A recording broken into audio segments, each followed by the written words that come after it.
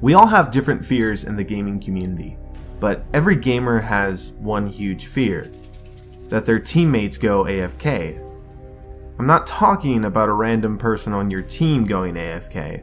I'm talking about your friends, the ones that you may have never ever seen face to face, but you talk to in the games you play or on Discord.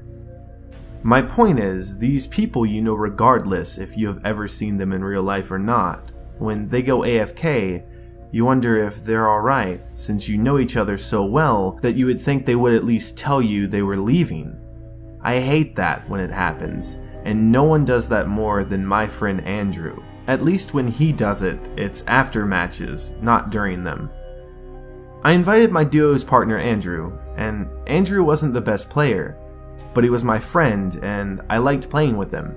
The reason why I liked playing with him was he sometimes wouldn't listen to a rational call out, and in return he would die, and it would be funny, which made up for it. We got on late, and we saw that the final week for Season 3 was winding down. I looked down below, and there was an extra challenge. It was called AFK. The description read, "Follow the sign in Greasy for something that will knock you out of your seat." I asked Andrew if he wanted to spend the next match trying to complete this challenge. He agreed, and we started in duos. We landed in Greasy Grove, and there weren't a lot of people who landed. I thought there would be more because of this challenge. Anyway, we got some decent loot, nothing major, and we didn't care since we were both just trying to finish this challenge. One team landed, and we were able to take them out.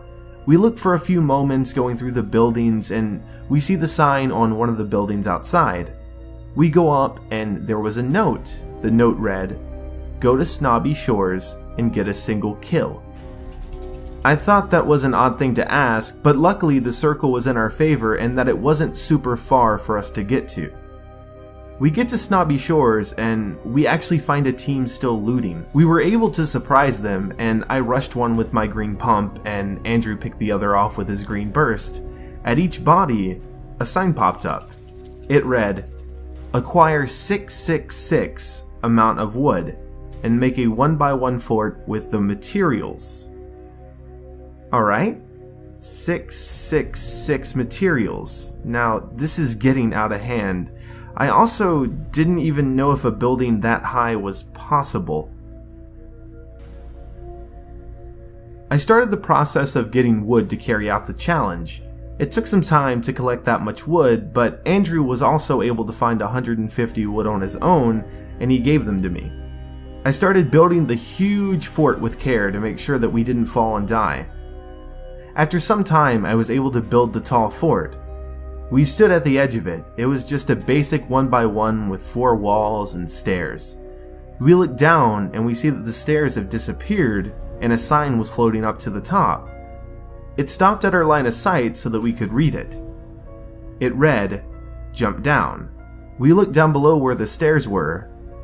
There were lights going down, almost as if it was guiding us. If we jump down, we're going to die, I thought.